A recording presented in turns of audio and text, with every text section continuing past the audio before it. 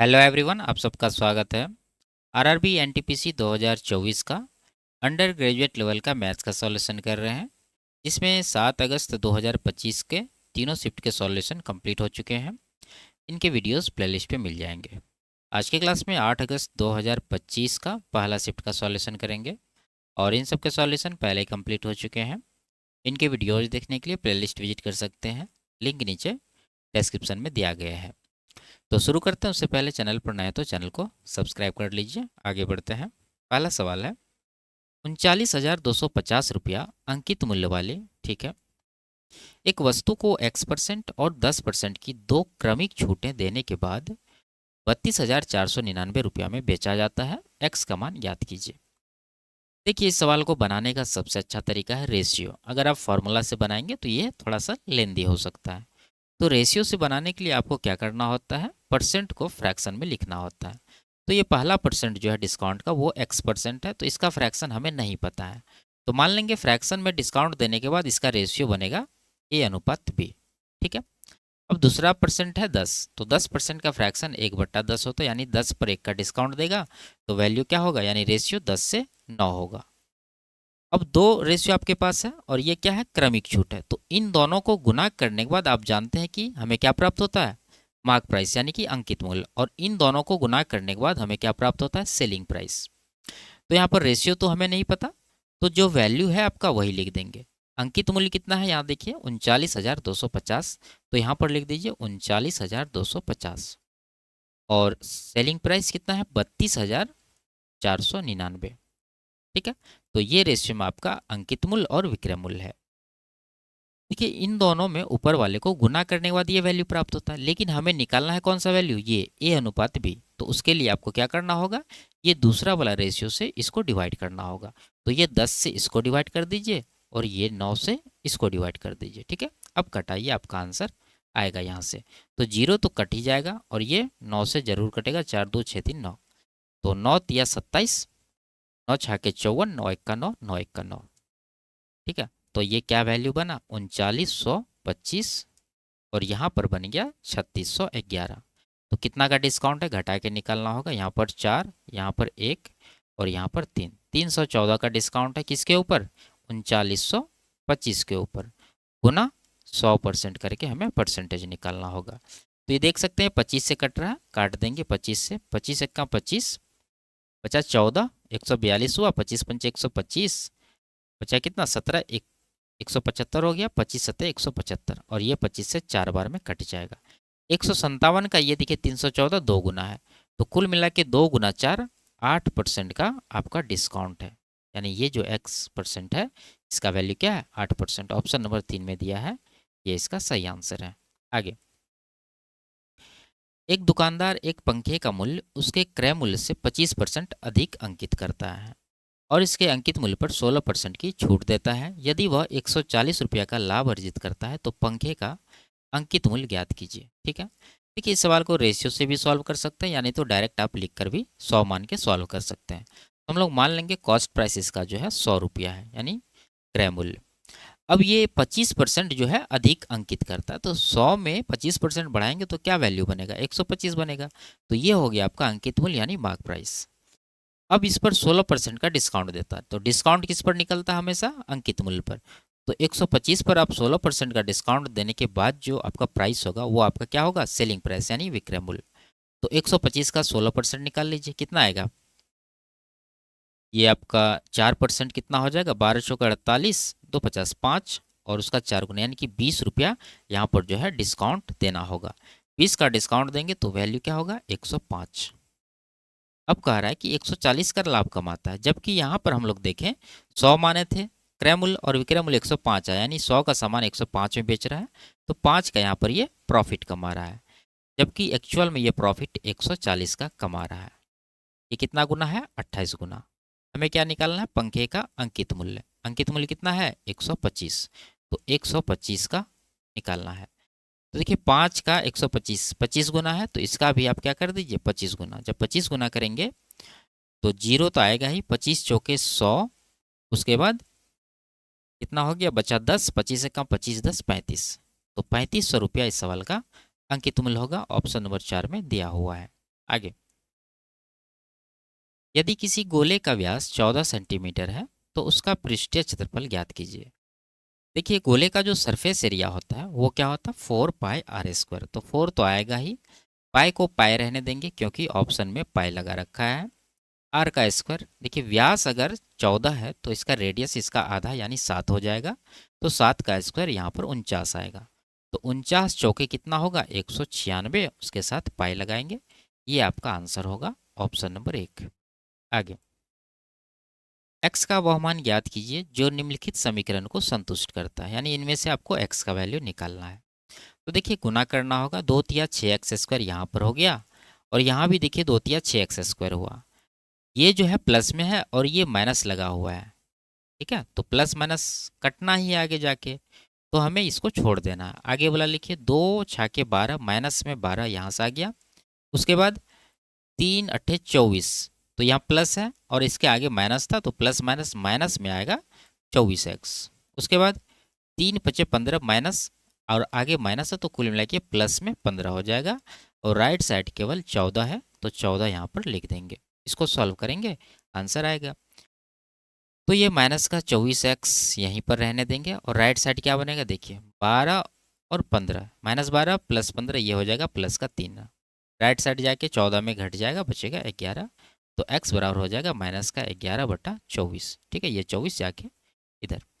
तो option number 3 में है -11/24, ये इसका करेक्ट आंसर है। आगे, एक जिले की जनसंख्या 3,68,000 है, जिसमें से 2,20,000 पुरुष हैं। 62% जनसंख्या साक्षर है, 62% पुरुष साक्षर है, तो कितने प्रतिशत महिलाएं साक्षर हैं। देखिए, परसेंटेज यहाँ समान है, 62-62, तो महिलाएं भी 62 ही होगी।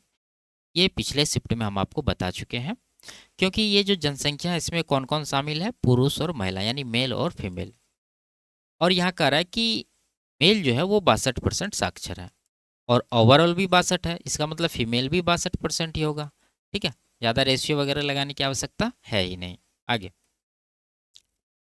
यदि मैरी की वर्तमान आयु का 2 गुना दिया की वर्तमान आयु के 5 गुने से 27 वर्ष अधिक है, और दिया की वर्तमान आयु का 7 गुना मैरी की वर्तमान आयु से 9 वर्ष कम है, तो मैरी और दिया की आयु के बीच का अंतर ज्ञात कीजिए। ठीक है, देखिए इक्वेशन बनाना होगा। मान लीजिए मैरी की आयु m है और इसका 2 गुना जो है दिया से अधिक है, तो इसको आगे रखेंगे। ठीक है, तो 2m आगे रखेंगे, उसमें माइनस करेंगे दिया का 5 गुना, तो दिया का d मान लेते हैं, उसका 5 गुना करेंगे तो 5d होगा, और इन दोनों का डिफरेंस 27 है। तो ये हो गया आपका पहला समीकरण। दूसरा, दिया की वर्तमान आयु का 7 गुना मैरी की वर्तमान आयु से 9 वर्ष कम है, तो यहाँ भी मैरी की आयु अधिक है, तो m आगे रखेंगे, उसमें 7 गुना है तो 7d माइनस करेंगे, राइट साइड क्या होगा, दोनों का डिफरेंस 9 है तो 9 आ जाएगा।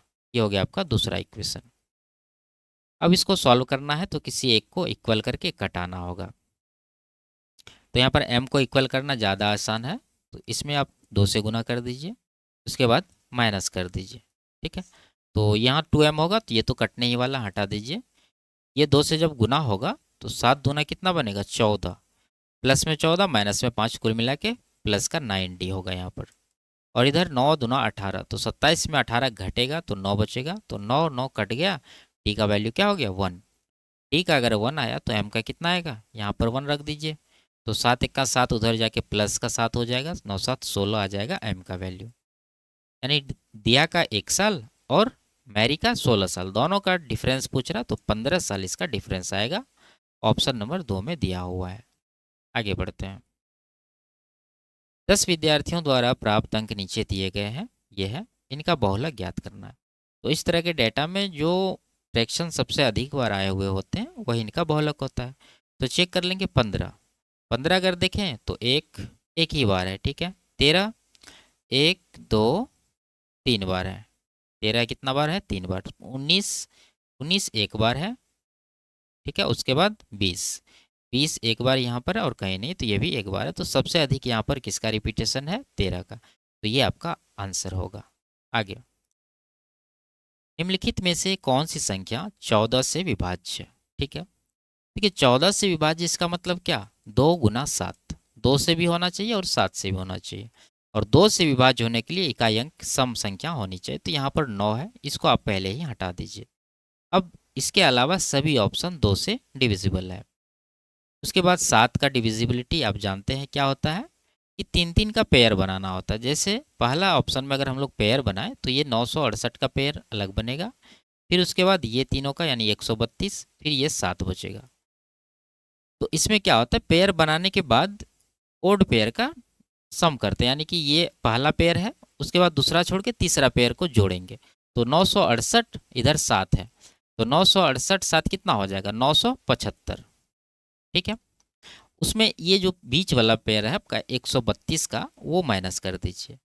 माइनस करने के बाद जो भी नंबर आएगा वो 7 से कटनी चाहिए। तो माइनस करेंगे तो 3 4 8, क्या 843 7 से कट रही है, नहीं कट रही है, तो पहला ऑप्शन नहीं होगा आंसर। ठीक है, देखिए ये जो 7 है केवल, इससे आपको घबराना नहीं है। आप इसमें 3 का पेयर आगे 2 जीरो लगा के बना सकते हैं।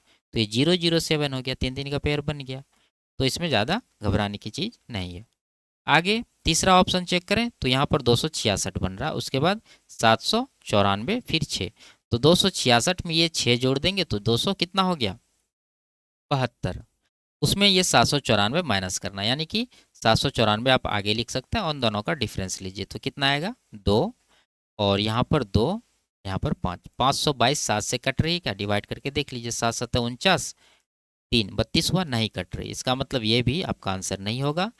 अब एक ही ऑप्शन बचा हुआ है, ये इसका आंसर हो जाएगा। आपको चेक करना है तो आप इस तरह से इसको चेक कर सकते हैं। देखिए यहाँ 048 का पेयर बन रहा, और बीच वाला पेयर ये है 4, 048 यहाँ भी है, और 7 बच गया, तो 48 में 7 जोड़ेंगे कितना होगा 56, और बीच में है 48 केवल, तो इन दोनों का डिफरेंस देखिए कितना आ रहा है, 7 आ रहा है। 7 आ रहा है, ये 7 से कट रहा है, इसका मतलब ये संख्या भी 7 से पूरी तरह से कटेगी। आगे 93 विद्युत बल्ब 93 रुपया में खरीदे गए और 19 विद्युत बल्ब परिवहन के दौरान टूट गए। व्यापारी ने शेष विद्युत बल्ब 1 रुपया 40 पैसे प्रति विद्युत बल्ब की दर से बेच दिए, उसका लाभ ज्ञात कीजिए रुपया में। ठीक है, देखिए 93 बल्ब 93 रुपया में खरीदा, तो कॉस्ट प्राइस कितना है 93 रुपया। ठीक है, अब निकालना आपको सेलिंग प्राइस। 93 बल्ब में 19 बल्ब इसका टूट गया, तो बचा कितना, घटा दीजिए, 93 में 19 घटाएंगे तो बचेगा 83 में 9 घटाइए 74। ठीक है, तो 74 बल्ब इसके पास बचा है, लेकिन अब जो ये बेच रहा है वो 1.4 रुपया के दर से बेच रहा है, तो 1.4 से यहाँ पर गुना करना होगा, तो ये आपका सेलिंग प्राइस है। तो गुना करके निकाल लीजिए कितना आ रहा है सेलिंग प्राइस, 14 चौके 56 बचा 5, 14 सत्ते 98, 5 103, और एक अंक के पहले दशमलव यहाँ पर लगाएंगे। अब आप प्रॉफिट देख लीजिए, 93 का सामान 103.6 में बिक रहा है, तो यहाँ पर 10.6 रुपया का जो है प्रॉफिट है। ऑप्शन नंबर 4 इसका सही आंसर है। आगे इसका मान ज्ञात करना है, सभी शिफ्ट में रिपीट हुए हैं, सिंपल सा रहता है, ये आधार बराबर है तो पावर क्या करेंगे, भाग रहने पर घटा देंगे और गुना रहने पर पावर जोड़ देंगे। तो यहाँ पर 26 का पावर हो जाएगा -19 है। ठीक है, ये 18 इसमें माइनस कर देंगे, उसके बाद ये जो 3 है वो जोड़ देंगे, क्योंकि इन दोनों के बीच में गुना है। ये कुल मिला के कितना आएगा, 26 की पावर 18, 19 37 में 3 घटेगा -34। ठीक है, तो ऑप्शन नंबर 1 में है, ये इसका करेक्ट आंसर है। आगे 75 का 65% 55 के 2/5 से कितना अधिक है। परसेंटेज नहीं निकालना, बस आपको नंबर निकालना। तो पहले आप निकाल लीजिए 75 का 65/100 कितना है, यानी 65%।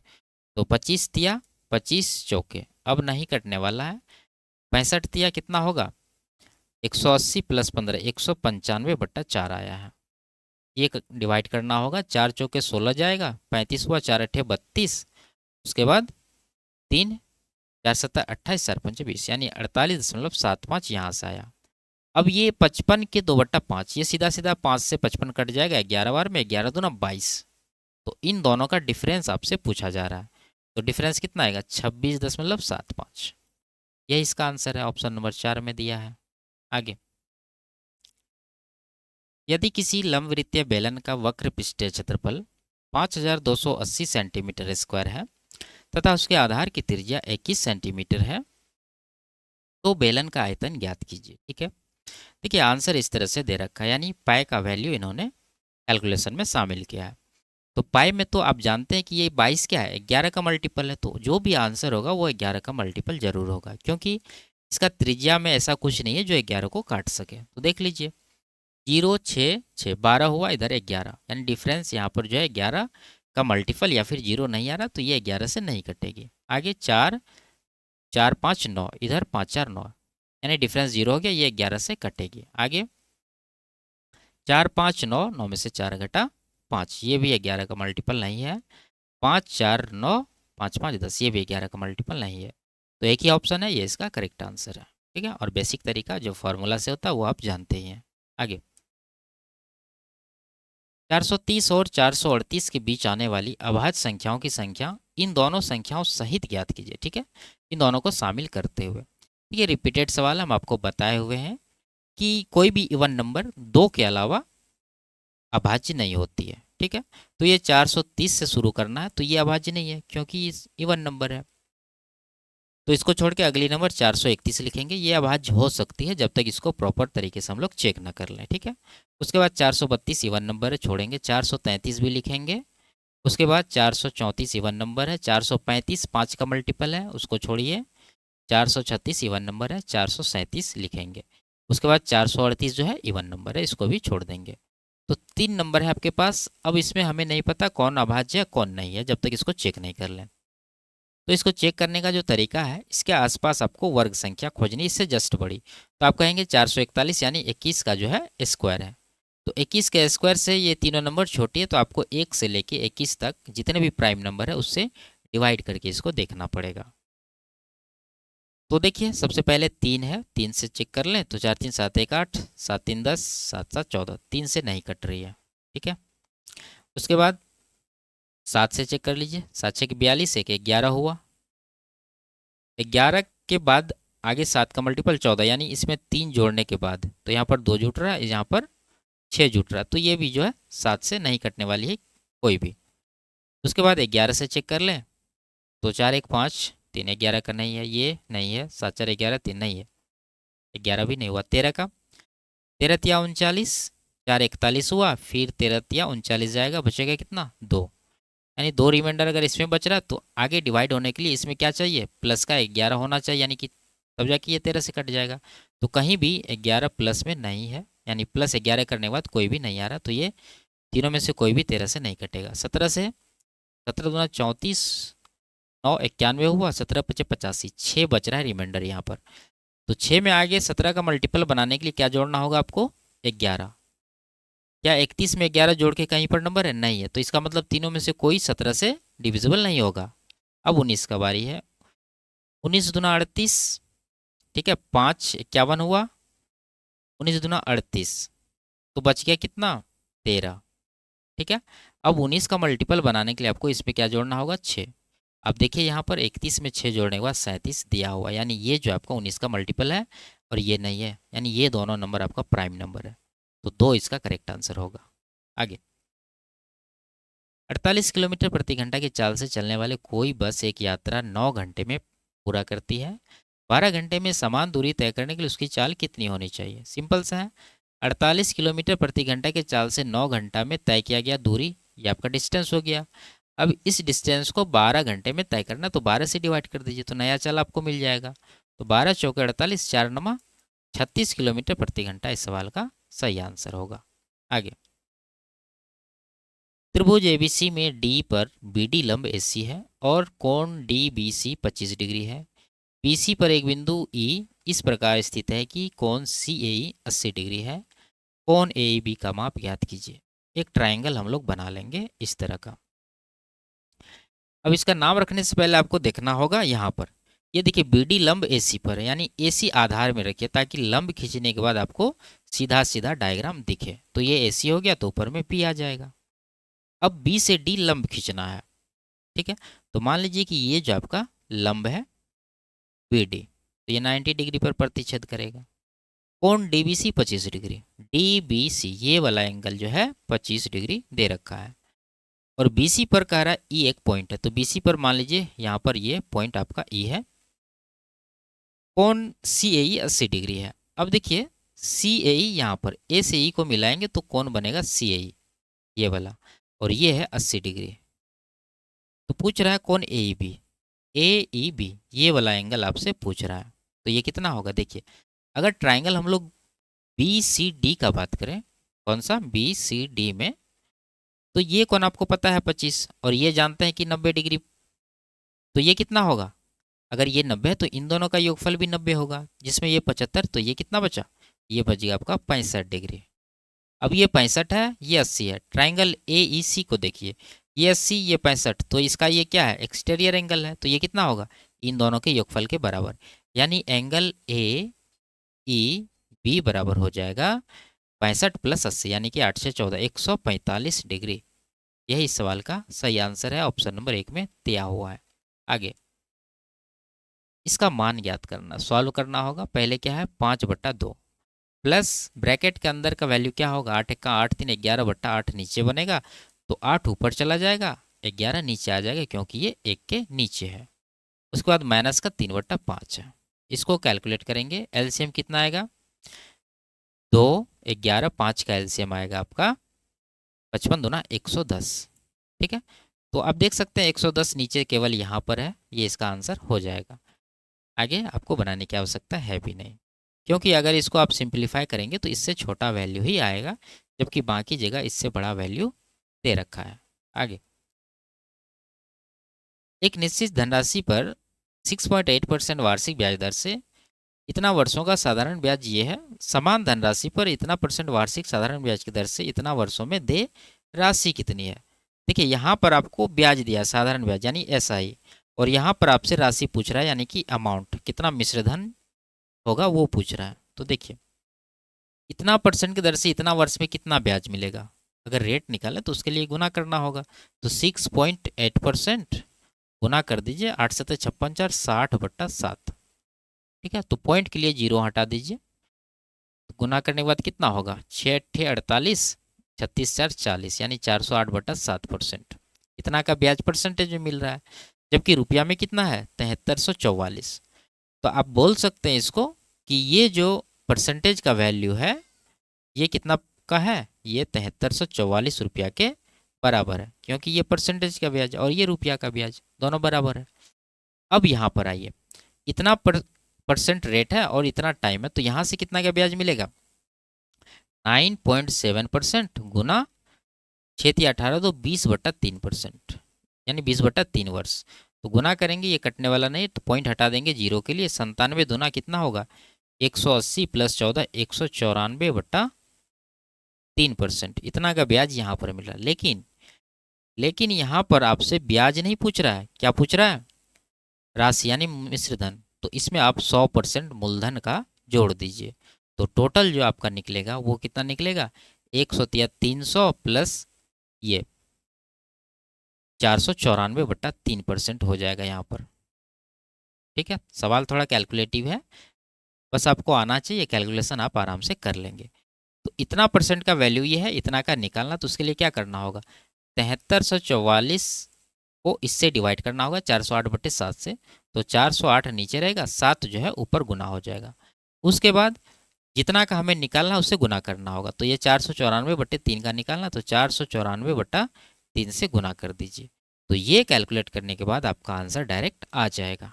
ठीक है, तो आप इकाई अंक देखिएगा क्योंकि यहाँ पर अलग अलग है, केवल इन दोनों में 5 है। कटाइए पहले, 9 4 13 4 17, ये नहीं कट रहा है 3 से, ये कटेगा 4 4 8 3 11 7 18, 3 से काटेंगे इसको। ठीक है, 3 से अगर काटें तो 24 या 72, 3 चौके 12 3 अट्ठे 24, ये आ गया। आप यहाँ पर देखिए 408 का ये 6 गुना हो रहा है, 4 6 24, तो 6 बार में ये कट जाएगा।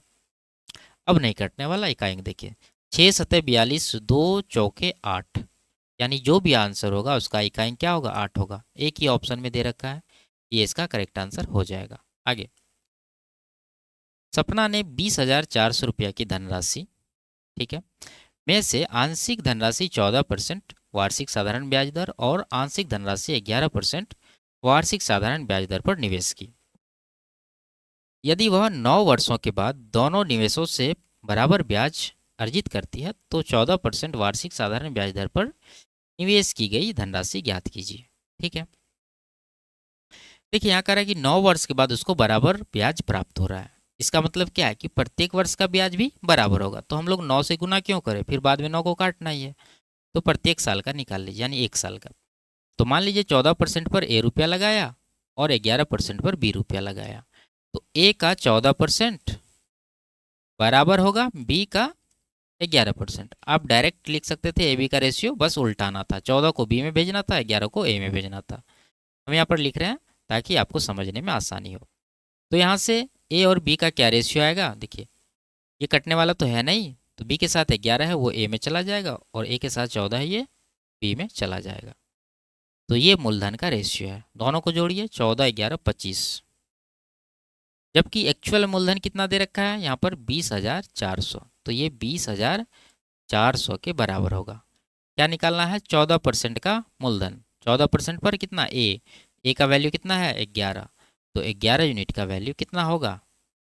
तो देखिए आप 25 से ये तो कटने ही वाला है, तो 11 का मल्टीपल जो है आंसर रह जाएगा। चेक कर लीजिए, 9 5 14 8 7 15 नहीं है 11 का मल्टीपल। 9 9 18 8 7 15 नहीं है। 9 7 16 8 7 15 नहीं है। 9 6 15 8 7 15 ये है 11 का मल्टीपल, यही है इसका आंसर भी होगा। आगे,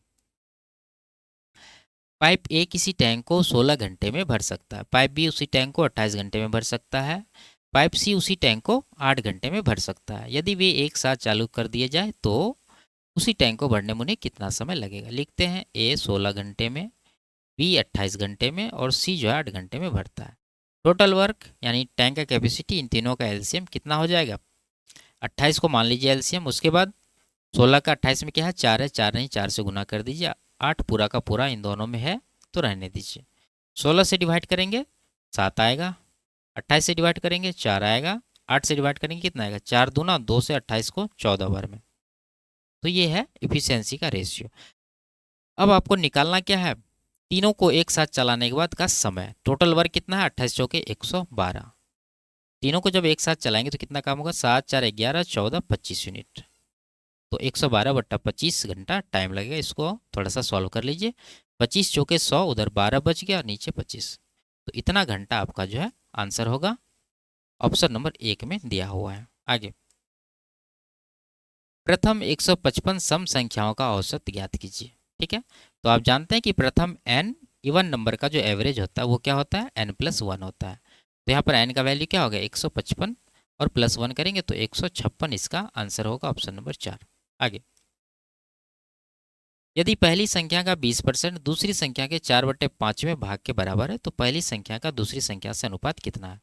तो मान लीजिए पहली संख्या ए है, इसका 20% यानी कि 1/5 बराबर है दूसरी संख्या मान लीजिए बी है, इसका कितना 4/5 भाग। 5 5 कट जाएगा तो ए अनुपात बी कितना आ गया, ए का 4 हो जाएगा, बी का 1 हो जाएगा, यानी कि 4:1 इसका आंसर होगा, ऑप्शन नंबर 2। आगे, दो संख्याओं का एचसीएफ एलसीएम 6 और 264 है, इनमें से एक संख्या 66 है तो दूसरी संख्या ज्ञात कीजिए। आप जानते हैं कि क्या होता है, दो संख्या को गुणनफल उनके एचसीएफ और एलसीएम को गुणनफल के बराबर होता है। तो एक संख्या आपको पता है 66, दूसरी संख्या आपको निकालना n2 मान लीजिए, बराबर एलसीएम देखिए 264 है और एचसीएफ कितना है यहाँ पर 6 है। तो यहाँ से कटा के n2 का वैल्यू निकाल लीजिए, कितना है 66 से ये कट जाएगा 4 बार में, 4 6 के 24 इसका आंसर होगा, ऑप्शन नंबर 3 में दिया हुआ है। आगे, इसका मान ज्ञात करना। ठीक है, रूट पूरा पर है, लगा लीजिए। तो 256 का वर्गमूल 16, उसके बाद पॉइंट लगा तो 256 ही है, इसका वर्गमूल 16 होगा, लेकिन 4 अंक के पहले यहाँ पॉइंट है तो वर्गमूल में 2 अंक के पहले यहाँ पर पॉइंट आ जाएगा। माइनस 441 से अगर पॉइंट छोड़ दें तो 21 आएगा वर्गमूल, लेकिन पॉइंट है 2 अंक के पहले तो यहाँ पर 1 अंक के पहले पॉइंट लग जाएगा। अब इसको कैलकुलेट करके आंसर निकाल लीजिए। तो इन दोनों को जोड़ने के बाद 16.16 आएगा, उसमें माइनस करेंगे 2.1 तो कितना होगा 6 जीरो यहाँ पर 14.06, ऑप्शन नंबर 2 में दिया है। आगे, तो क्रमागत धनात्मक प्राकृत संख्याओं का गुणनफल 812 है, दोनों संख्याओं में से बड़ी संख्या क्या है। ठीक है, ऑप्शन से इसको सॉल्व करेंगे। देखिए, अगर बड़ी संख्या ऑप्शन में दे रखा है तो छोटी संख्या आप देख के गुना करके देख सकते हैं।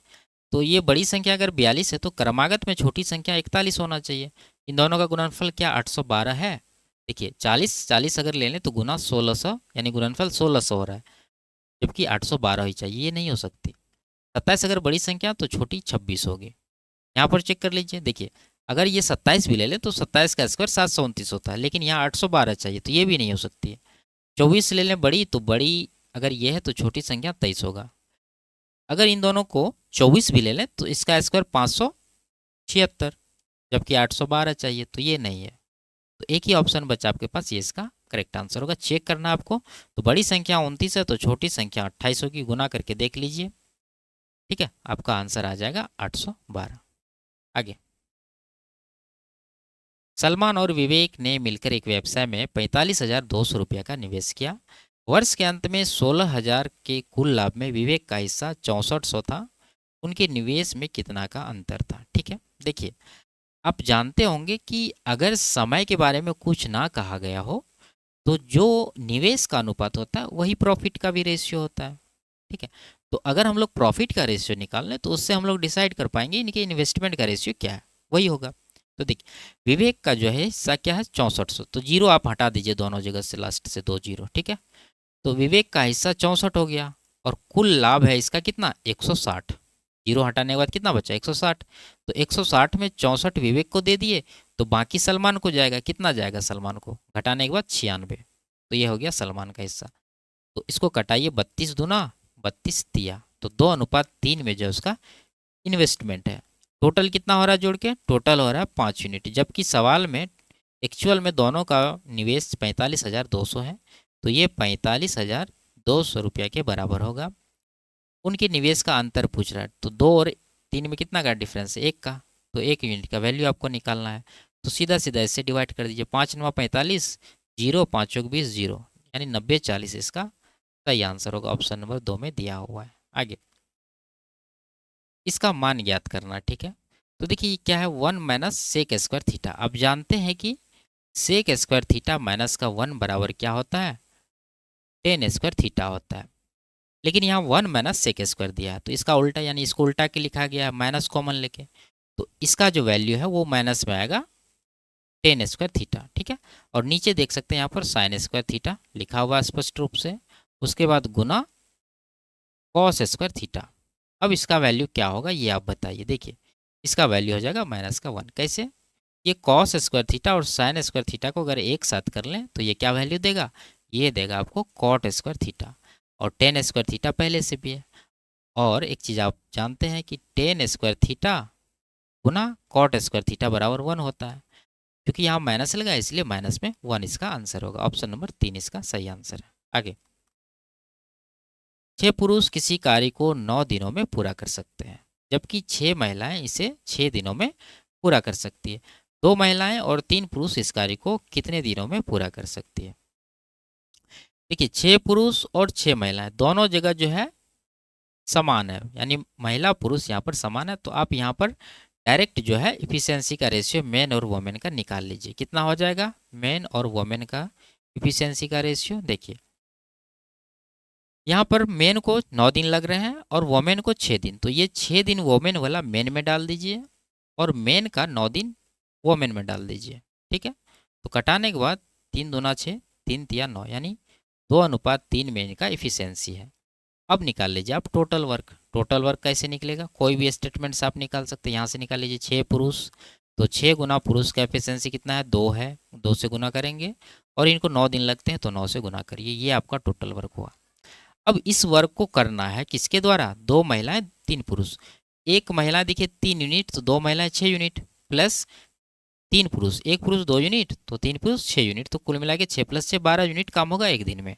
तो 12 से इसको डिवाइड करेंगे तो कितना दिन लगेगा वो पता चलेगा। तो देखिए 6 दूना 12 से 12 काट देंगे, 9 बच गया, तो 9 दिन जो है इसका सही आंसर होगा।